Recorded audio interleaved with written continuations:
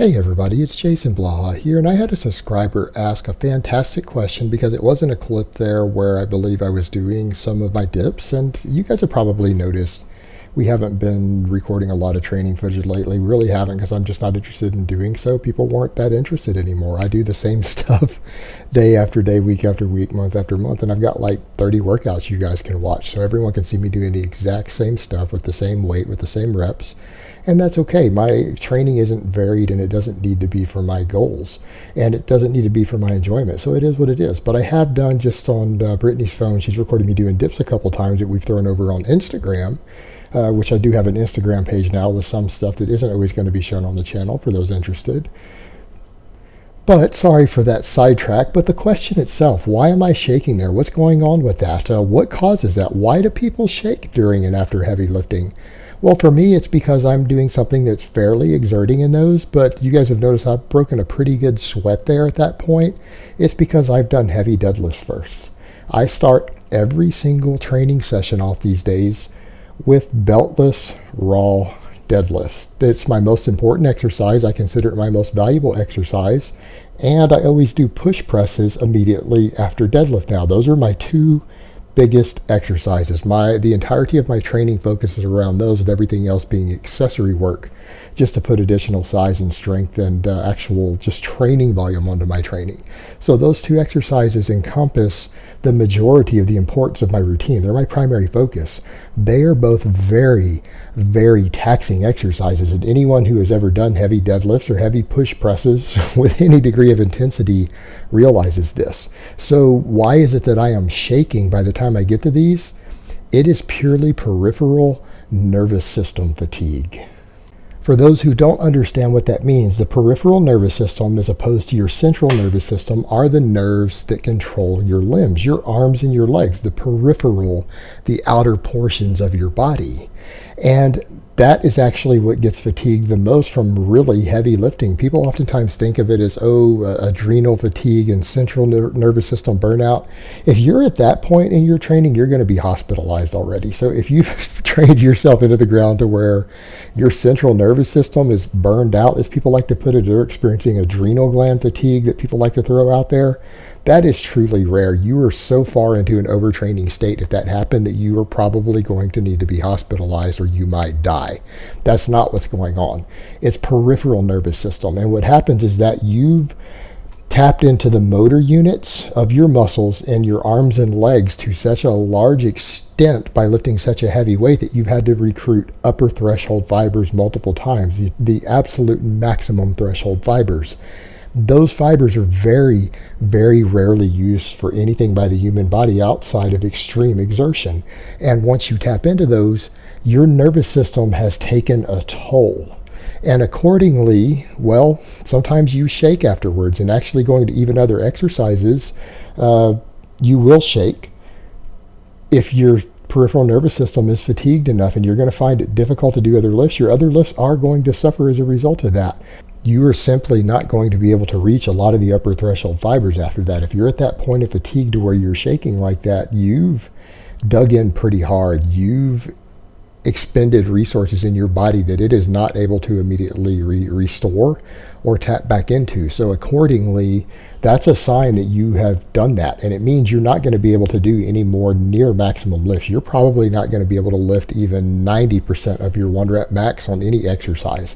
You're probably not going to be able to do 3 reps with 85%, which normally people can do 5 with at that point on any major exercise, because your peripheral nervous system is done. It is basically telling you, I'm done. I'm not lifting anything else heavy. Don't even try it, buddy. I'm just going to fail. You're going to shake and you're going to fail the lift if you try it. That is your body warning you of that. Now, does that mean that you can't induce some metabolic fatigue? No, it doesn't, which is why I'm over here doing fairly high reps. You guys see me working up in the 10 to 20 rep range on those dips afterwards, because I can still induce metabolic fatigue.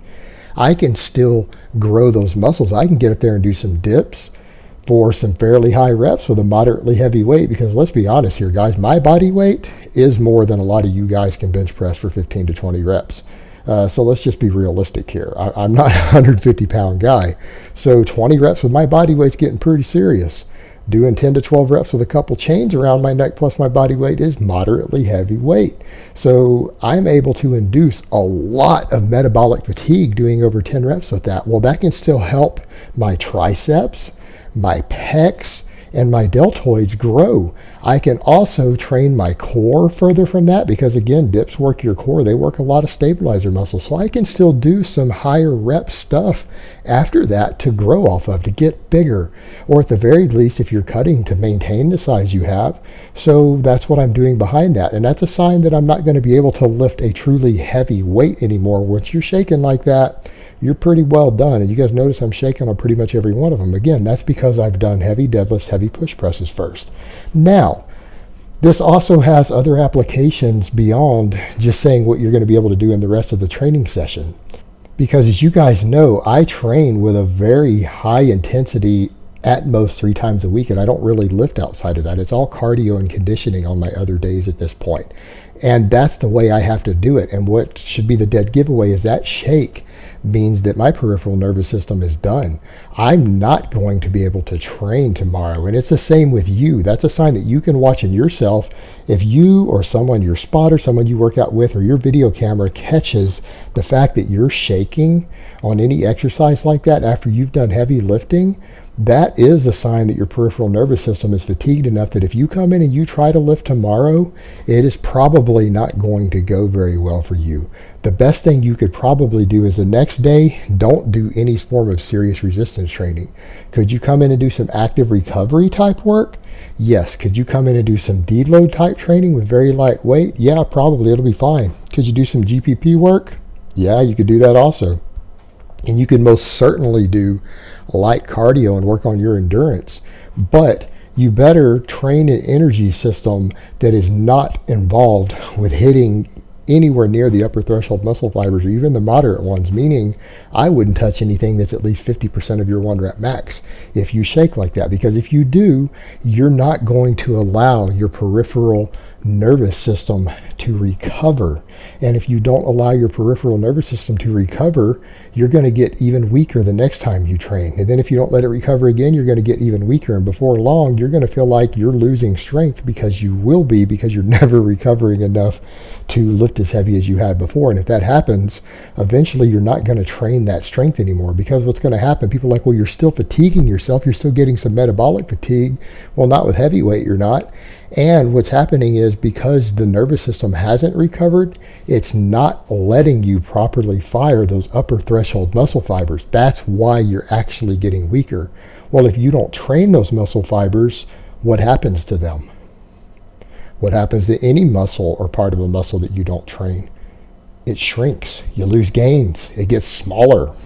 So if you're coming in and doing that too often, and you can't hit those upper threshold fibers now because they're too fatigued, you're going to lose muscle mass. Not a lot, because those aren't the biggest muscle fibers that grow the easiest, but they're the strongest. But they will shrink, and that will contribute to loss of muscle mass. And it will most certainly contribute to loss of maximum strength and power. So that being said, that shake is a sign that you now need to back off. It doesn't mean you can't get away with shaking like that 2 or 3 times a week, but it means you better take that other 3, 4, or 5 days off from heavy training. You better not even train to failure on the days in between. And that's what I mean by not going too hard or trying to hit those upper threshold fibers again so that they won't fire in the future. Don't even come in and do high rep work to failure. If you're going to do anything the next day, it better not be that fatiguing, or it better train a completely different energy systems, which is why things like cardio will be fine.